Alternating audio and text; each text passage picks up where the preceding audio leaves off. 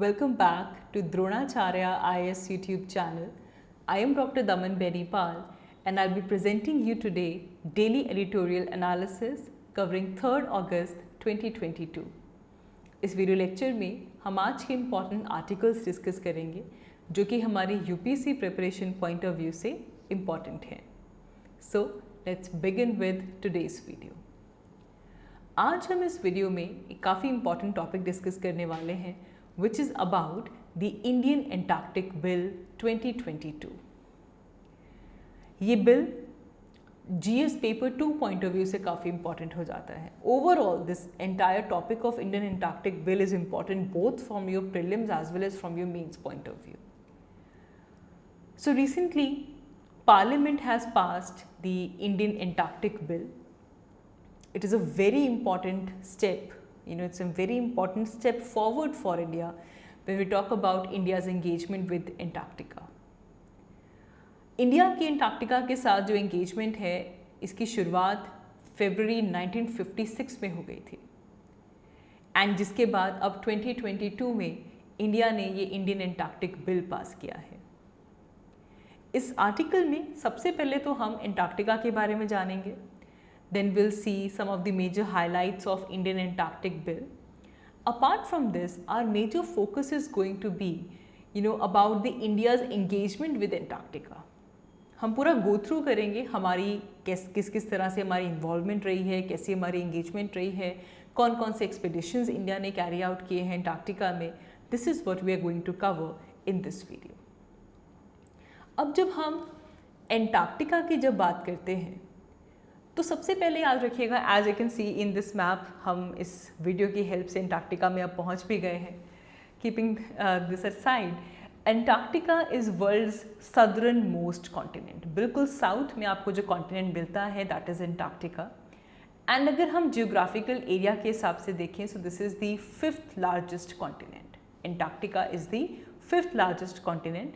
बिल्कुल south pole के around आपको अंटार्कटिका कॉन्टिनेंट मिलेगा. इस कॉन्टिनेंट को हम दो पार्ट्स में डिवाइड कर सकते हैं. We can divide it into east Antarctica and west Antarctica. जो ईस्ट एंटार्कटिका है it is mostly composed of the ice covered plateaus and जो वेस्ट एंटार्कटिका है वहाँ पे मेनली आइस शीट्स हैं which covers the mountainous islands. Antarctica is a very unique continent. Antarctica में कोई भी नेटिव पॉपुलेशन नहीं है. एंटार्कटिका में कोई भी नहीं रहता है. Does not have a native population. There are no countries in Antarctica. However there are some nations who claim different parts of it, जैसे कि New Zealand, Australia, France, Norway, UK, Chile, Argentina. ये ऐसे कंट्रीज हैं जो कि Antarctica का कुछ part claim करते हैं. But as of now there is no population there is no country in Antarctica. India की इंगेजमेंट अंटार्कटिका के साथ काफ़ी ज़्यादा रही है. हमारे बहुत सारे साइंटिफिक एक्सपेडिशंस वहाँ पे हुए हैं. तकरीबन 41 साइंटिफिक एक्सपेडिशंस इंडिया कंप्लीट कर चुका है. We have the Indian Antarctic program. So इस इंडियन एंटार्क्टिक प्रोग्राम के थ्रू हमारी जो साइंटिफिक एक्सपेडिशंस हैं वो चलती हैं. हमारी वहाँ पे रिसर्च स्टेशंस भी हैं. आप जब मैप वर्क करते हैं अपनी क्लासेस में तो आप अंटार्कटिका में इंडिया की रिसर्च स्टेशंस को लोकेट करते हैं. We have Dakshin Gangotri, Maitri and Bharati. Plus there is Himadri station in the Svalbard which is above the Arctic circle. हम इस वीडियो में देखेंगे that we have a specific institute in India under ministry of earth sciences जो कि हमारा ये जो एंटायर इंडियन एंटार्क्टिक प्रोग्राम है उसे मैनेज करती है. So Antarctica as a continent, इसकी हमने यहाँ पे थोड़ी सी ब्रीफिंग की है. Now when we talk about the Indian Antarctic bill, याद रखिए कि ये हमारा पहला डोमेस्टिक लेजिस्लेशन है विद रिगार्ड टू एंटार्कटिका. इससे पहले एंटार्कटिका को लेकर हमारे पास कोई भी डोमेस्टिक लेजिस्लेशन नहीं थी. This is our first domestic legislation and it is applicable to Indian citizens as well as to the foreign citizens. Indian citizens के ऊपर भी applicable है और foreign citizens के ऊपर भी applicable है. अगर हम इस बिल का ऑब्जेक्टिव देखें तो बहुत ही सिंपल है, टू डीमिलिटराइज एंटार्क्टिका। एंटार्क्टिका की में मिलिट्री प्रेजेंस नहीं होनी चाहिए, we need to demilitarize Antarctica, to use Antarctica for peaceful purposes, to promote international scientific cooperation in Antarctica.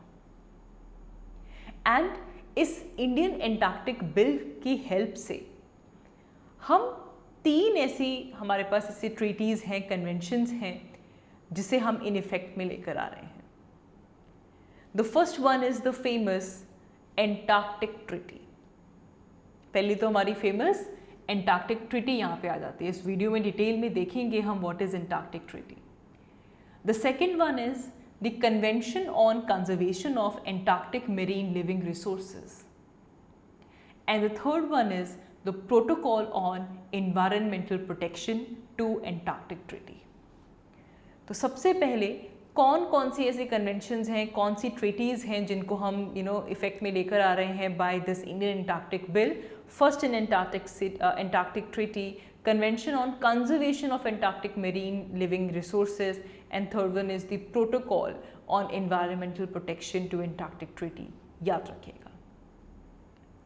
अब बेसिकली यहाँ पे ऐसी इंडियन एक्सपेडिशंस, कोई भी अगर इंडियन एक्सपेडिशन अंटार्कटिका में जा रही है, you can not go without permit, you can not conduct it without authorization.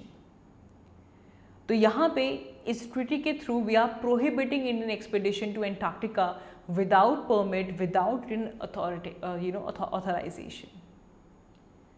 And also we are extending the jurisdiction of Indian courts to Antarctica.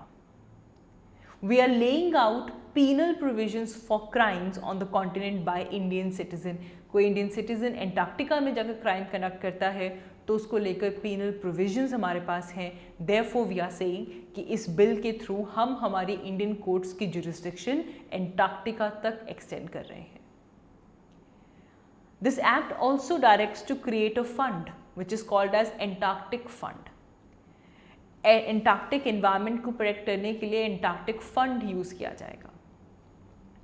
It will also establish a committee on Antarctic governance and environmental protection, and it will prohibit mining, dredging, such kind of activities, जिससे कि जो ये pristine continent है, अगर वो किसी भी activity से थ्रेटन अप होता है, वो सब इस बिल की वजह से प्रोहिबिट हो जाएगा।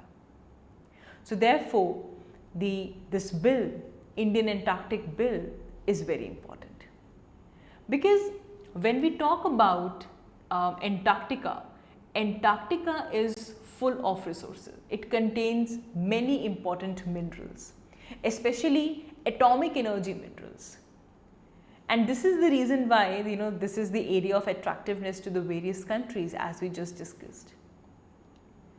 तो बहुत सारी ऐसी ट्रीटी है, कन्वेंशन है, प्रोटोकॉल्स हैं जिनको हम इन इफेक्ट लेकर आ रहे हैं। We are also protecting the Antarctic environment and we are regulating the activities in this region. We also have Madrid protocol. Madrid protocol, it is a basic principle which is applicable to human activities in Antarctica. Antarctica में human activities के ऊपर एक basic principle apply किया गया है by the Madrid protocol, जिसमें ऐसी कोई भी एक्टिविटी जो कि मिनरल रिसोर्सेज से रिलेट करती है, उन सब को प्रोहिबिट किया गया है except for scientific research. Madrid protocol only allows scientific research in Antarctica. So this is something which is important. Now, after knowing the highlights of the Indian Antarctic Bill, what is more important here for us to understand how did India's engagement with Antarctica begin? बहुत बड़ी engagement है हमारी, scientific expeditions हैं हमारे वहाँ, हमने वहाँ पे किए हुए, हमारे research stations हैं वहाँ पे, लेकिन ये engagement की शुरुआत कैसे हुई? तो it goes back to 1956. At the instance of Jawaharlal Nehru and V.K. Krishna Menon. India became the first country to request for an item on the agenda of the 11th United Nations General Assembly. 11th United Nations General Assembly में India पहला ऐसा country बना जिन्होंने item on the agenda request किया। And the item was the question of Antarctica. इसका title था the question of Antarctica. This basically ensured that the vast area of Antarctica, the resources of Antarctica, they were used entirely for peaceful purposes and for general welfare. And then there were 12 countries who actually believed that they had direct stakes in Antarctica. And they started discussions among themselves. वो ऐसे 12 countries जिनको लगता था कि उनके stakes हैं Antarctica में, उन्होंने आपस में ही डिस्कशन शुरू कर दी। And in 1959 Antarctica treaty was signed in Washington DC. India was neither involved, India was not invited. हालांकि सबसे पहले यूनाइटेड नेशंस जनरल असेंबली में the question of Antarctica India ने रेज किया था 1956 में, जिसके बाद 1959 में 12 कंट्रीज़ को जिनके स्टेक्स, जिनको लगता था कि उनके डायरेक्ट स्टेक्स हैं एंटार्क्टिका में, उन्होंने आपस में ही एंटार्क्टिका ट्रीटी साइन कर ली in Washington DC. India was not involved in that, India was not invited in that. The treaty members, they worked on the development of the continent among themselves only. कभी कभार when there was occasional criticism from other country, they always invited that कि आपस में ही ये countries मिलकर, ये 12 countries ऐसे हैं जो कि आपस में ही डेवलपमेंट कर रहे हैं. So there was so many criticism from other countries. India has also criticized the Antarctic treaty. तो जब भी हम एंटार्क्टिका के बारे में सोचते हैं, हमारे माइंड में एंटार्क्टिक ट्रीटी ही आती है. इस ट्रीटी में जितना भी एरिया यहाँ पे 60 डिग्री साउथ लैटिट्यूड के अंडर जितना भी एरिया, वो सब इस ट्रीटी के अंदर आता है. वही 3 चीज़ें, we need to demilitarize Antarctica, use of Antarctica for peaceful purposes and to resolve the dispute. 1959 में ये 12 कंट्रीज़ ने साइन की वॉशिंगटन DC में. कौन कौन से कंट्रीज़ थे? Argentina, Australia, Belgium, Chile, France, Japan, New Zealand, Norway, South Africa, USSR, UK, USA. These were the major 12 countries जिन्होंने मिलकर ये ट्रीटी साइन की थी. साइन 1959 में हुई, but it came into force in 1961. And then in 1983 India signed this Antarctic treaty. India signed this Antarctic treaty in 1983. ठीक है. Again aim क्या है? To demilitarize Antarctica, to use Antarctica for peaceful purposes and also to resolve disputes. Then there is Convention on Conservation of Antarctic Marine Living Resources. ये भी 1980 में setup किया गया था. इसका एम क्लियर है कि एंटार्क्टिक की प्रोटेक्शन करना, प्रिजर्वेशन करना. मैड्रिड प्रोटोकॉल भी इंडिया ने साइन किया हुआ है. It basically designates Antarctica as a natural reserve which has to be devoted to peace and science. So these are some of the important treaties. अब इसके बाद एक और चीज़ जो हमने कहा था कि ये आपको डायरेक्ट प्रीलिम्स में ये पॉइंट पूछा जा सकता है, that which is that autonomous institute in India that manages the Indian Antarctic program. Indian Antarctic program को कौन सी इंस्टीट्यूट मैनेज करती है? तो याद रखिएगा, answer is the national centre for polar and ocean research, NCPOR. It is in Goa. National Center for Polar and Ocean Research, Goa. This is an autonomous institute under the Ministry of Earth Sciences and it manages the entire Indian Antarctic program. ये चीज़ याद रखिएगा. Apart from this, अगर हम हमारी expeditions देखें, शुरुआत कैसे हुई वो हमने देख लिया, कौन कौन सी एक्सपेडिशंस रही हैं हमारी.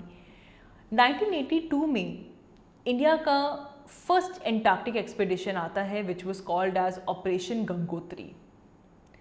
It was started when Indira Gandhi returned into the power. This is the time of Indira Gandhi. तो 1982 में ऑपरेशन गंगोत्री, जो कि इंडिया का फर्स्ट एंटार्क्टिक एक्सपेडिशन था, इसे स्टार्ट किया गया. Objective was basically ecological dimensions. हमें इंडियन ओशन की नॉलेज हो, मॉनसून को लेकर और क्लैरिटी हो, what is the life in the ice-bound regions, marine biodiversity, ecological dimensions को लेकर हमारे मेजर ऑब्जेक्टिव्स थे, जिसे लेकर ऑपरेशन गंगोत्री लॉन्च किया गया था। फिर सेकेंड एक्सपेडिशन लॉन्च किया जाता है। This was led by one of the top geologist of India, V K. Raina, and this landed in Antarctica in 1982। तो ये जो 2 एक्सपेडिशंस थे, ये 1982 में within the span of 11 months both of these expeditions were successfully completed. And then in 1983 India became the member of Antarctic Treaty, and China India के बाद Antarctic Treaty का member बनता है। China became the member of Antarctic Treaty in 1985। India 1983 में member बनता है, China 1985 में member बनता है।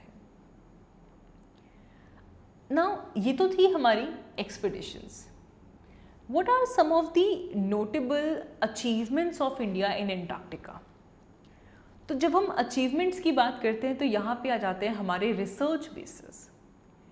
जो फर्स्ट एंटार्क्टिक टीम थी, they started wintering in Antarctica in 1984, and few months afterward एक अनमैन्ड एंटार्क्टिक रिसर्च बेस दक्षिण गंगोत्री को इस्टेब्लिश किया गया। ये 1984 में दक्षिण गंगोत्री इस्टेब्लिश की गई थी। उसके बाद 1988 में मैत्री इस्टेब्लिश किया गया। 2012 में भारती रिसर्च स्टेशन इस्टेब्लिश किया गया। ये तीनों लोकेशंस आप अपने एटलस में मार्क करेंगे। As of today Maitri and Bharati they are fully operational, जो दक्षिण गंगोत्री अब ऑपरेशनल नहीं है। And in total 41 expeditions to the Antarctica have taken place till now. तो ये चीज़ें याद रखेंगे। Lastly, we have this issue of polar research vessel.